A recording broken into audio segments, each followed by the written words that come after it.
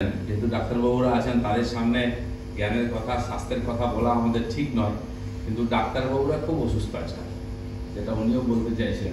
সেদিন আমি আপনারা জানেন ইকো পার্কে রোজই বেড়ায় হাঁটতে যাই, তো দু তিনজন একটু বয়স্ক মতো ভদ্রলোক, একজন মহিলাও ছিলেন, দূর থেকে দিলীপদা নমস্কার, একটু নতুন ছিলেন, পরিচয় নেই। আর নমস্কার, কি খবর, আপনারা কারা? তো একজন বলে আমি অমুক ডাক্তার, এমডি, ইনি অমুক এমডি, হ্যান ত্যান। তাহলে আপনারা হঠাৎ কেন মর্নিং ওয়াক করছেন, কোনো ডাক্তার বলেছে? বলছে হ্যাঁ ডাক্তার বলেছে। ডাক্তার না বললে ডাক্তাররা মর্নিং ওয়াক করেন না। এই যে স্বাস্থ্যের প্রতি আমাদের অনীহা বাঙালিদের বিশেষ করে, সেটা আমি সব জায়গায় দেখছি। আজকাল স্বাস্থ্য ঠিক রাখা সমস্ত স্তরের মানুষদের, গ্রামে গঞ্জেও আমি দেখছি এই ধরনের কঠিন অসুখ হচ্ছে, এটা আমরা কয়েক বছর আগে ভাবিনি। ক্যান্সার তো ব্যাপক হচ্ছে স্বামীজি। আমরা আরএসএস বা আমাদের পার্টির তরফ থেকে একটা বড় ধর্মশালা আছে মুম্বাইতে, তো ওখানে ফ্রিতে একটা রুম দেওয়া হয় যারা চিকিৎসা করতে চান ক্যান্সারের জন্য, মানে যখন পাওয়া যায়। তো বহু লোক আমাদের কাছে চিঠি নিতে আসেন ওইখানে থাকার জন্য। তো আমি দেখছি গ্রামগঞ্জ, শহর, নিউ টাউন, সল্টলেকের মতো স্বচ্ছ শহরের মধ্যেও সীমাবদ্ধ কারণ বজায় আছে কিন্তু হচ্ছে।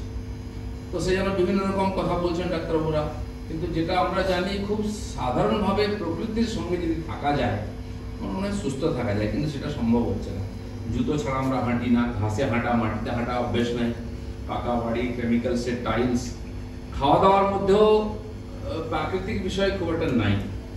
আমি একটু সচেতন থাকি প্রথম থেকে, সেই জন্য আমার একটু অসুখ বিসুখ কম, ভুগি না। ডাক্তারবাবুর সঙ্গে বন্ধুত্ব হিসেবে দেখা করতে যাই, কিন্তু স্বাস্থ্যের কারণে আমি যাই না। তো বিয়ে বাড়িতে গেলে অনেক সময় খুব আগ্রহ থাকে লোকেদের। আজকাল বিয়ে বাড়িতে এত খরচা হয়, যেটা একটা কল্পনা করেন। মানুষ, সাধারণ মানুষ সারা জীবনে যেটা ইনকাম করতে পারে না, তার চেয়ে বেশি একটা বিয়ে বাড়িতে খরচা হয়। 100 রকমের আইটেম হয়, সাজিয়ে রেখেছে। আমি তো দেখতে যাই কত রকম খাবার আজকাল বাজারে চলছে, খাই না আমি কোনো। তো আমি গিয়ে আমার সঙ্গে যারা থাকে বলি, দেখো তো খাবার জিনিস কি কি আছে। তো আমি সাধারণত ওখানে যদি হাতে গড়া রুটি পাওয়া যায় বা সিদ্ধ সবজি পাওয়া যায়, এই ধরনের জিনিস একটু খাই, অল্প খাই, চলে আসে।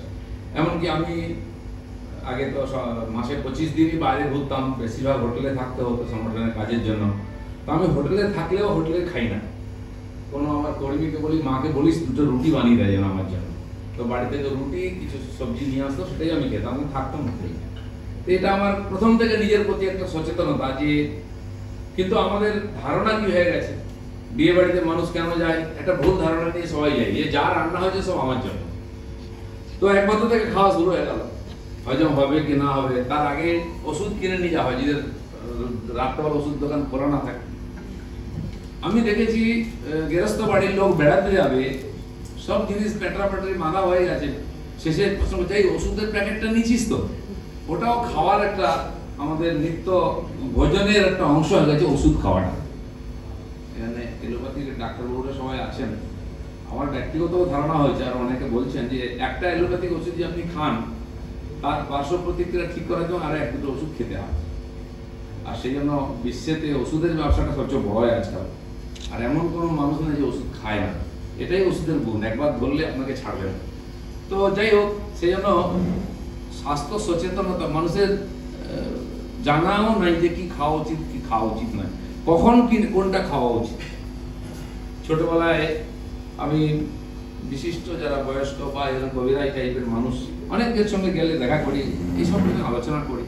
তো খনার বচন শুনতাম, কলা কখন খাওয়া উচিত, ক্ষীরা কখন খাওয়া উচিত। একবার প্রবাদ বাক্যের মতো, কলা সকালে সোনা, দুপুরে রূপো, রাত্রে লোহা, তার গুণ থাকে না। ক্ষীরা সকালে হীরা, দুপুরে ক্ষীরা, রাত্রে পীড়া। অফিস থেকে বেরিয়েছেন, বাস স্ট্যান্ডে দাঁড়িয়ে আছেন, ক্ষীরা কিনে ওখান থেকে কচকচ করে খাচ্ছেন, বাসের অপেক্ষা করছেন, সন্ধ্যাবেলা ক্ষীরা পীড়া। এই যে আমাদের বাড়িতে মা ঠাকুমারা বলতেন, বা যারা সমাজে বেশি বয়স্ক মানুষরা এই ধরনের সাধারণ জ্ঞানের কথা বলতেন, সেগুলোকে মানতেন। আজকাল আমাদের এত আধুনিক মানে বিজ্ঞানের, স্বাস্থ্য বিজ্ঞানের প্রতি বিশ্বাস, যে এটা যদি খাই কিছু হলে এই ওষুধটা আমি খেয়ে নেবো। নিজের প্রতি বিশ্বাস নেই, পরম্পরা পুরুষের বিশ্বাস নেই, কিন্তু ওষুধের প্রতি, ডাক্তারের প্রতি বিশ্বাস আছে। সে বিশ্বাসও রক্ষা করা যাচ্ছে না, তাহলে এত ওষুধ হচ্ছে কেন? তো যাই হোক, সুস্থ থাকার যে প্রক্রিয়া, স্বাস্থ্য সচেতন কিছু ব্যায়াম ইত্যাদি করা, আর খাদ্য অখাদ্য বিচার করে একটু খাওয়া, সময় অসময়ে বিচার করে খাওয়া। আজকাল আমি এখন আলোচনা করি, নেতাদের মধ্যে অনেক সচেতনতা আছে, কিন্তু সব নেতাই প্রায় অসুস্থ। আপনারা জানেন, কার কত বড় ওষুধ সে তত বড় নেতা, যে কিছুই খায় না সে সবচেয়ে বড় নেতা। আগে আমরা জানতাম যে সবচেয়ে দেরি করে আসে সে সবচেয়ে বড় নেতা, 2 ঘন্টা 3 ঘন্টা পরে আসছেন, পাবলিক বসে আছে। এখন যে সবচেয়ে জল পর্যন্ত খাবে না, না না আমার সঙ্গে জল আছে, আপনি দামি জল হিমালয় দেন তাও খাবেন না, ভগবান তার খাওয়া দাওয়া বন্ধ করে দিয়েছে। অনেকে বলছেন যে খেয়ে নিন কে কত খায়, তা আমার এই ব্যাপারে একটা নিজস্ব মতামত আছে।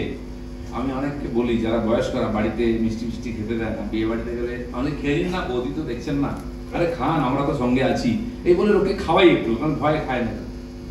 তা আমি বলি যে কি খান, বলে কিছুই খাই না, এখন তো ডাক্তার বলছে কিছুই খাবেন না। তা আমি এটা আপনার মনে রাখা উচিত যে ভগবান আপনার একটা কোটা দিয়েছে, আপনি জীবনে 5 টন খাবার আপনার জন্য অ্যালট হয়েছে, আপনি যদি 50 বছরের মধ্যে সেটা খেয়ে নেন, বাকি যদি 20 বছর বাঁচেন তাহলে না খেয়েই থাকতে হবে, কারণ কোটা পুরো হয়ে গেছে। মানে খাওয়ার যদি আপনার লিমিটেশন না থাকে, সংযম না থাকে, হিসাব না থাকে, তাহলে কিন্তু এটা সবার হবে। আজকে বেশিরভাগ মানুষই কি খাবো, কেন খাবো, কতটা খাবো, বেশিরভাগ লোকের কোনো জ্ঞান নেই। আমরা সবাই সচেতন স্বাস্থ্য সম্বন্ধে, একে অন্যকে জ্ঞান দিচ্ছি, প্রাথমিক বিষয় জানেন না। বাচ্চাদেরও যেভাবে তৈরি করি, ফাস্টফুড থেকে জীবন শুরু হয়, আর শেষে আপনারা জানেন কিভাবে 22, 24, 25, 30, 32, 35 বছরের মধ্যে হার্ট অ্যাটাক হয়ে যাচ্ছে। বিয়েতে খাচ্ছে, নাচতে পড়ে যাচ্ছে, অফিস থেকে বেরোলো বাসের ধরতে যাচ্ছে, পড়ে যাচ্ছে আর উঠছেই না। এই যে মানে অকাল মৃত্যু, আর এইভাবে সুস্থ সবল বাইরের থেকে কিন্তু হচ্ছে, কেন হচ্ছে কেউ জানে না। ডাক্তারের কাছে উনি কিছু ওষুধ দিলেন, 7 দিন পরে গেলেন কাজ, আবার কিছু ওষুধ দিলেন পাল্টে, এক্সপেরিমেন্টের বিষয় হয়ে গেছে।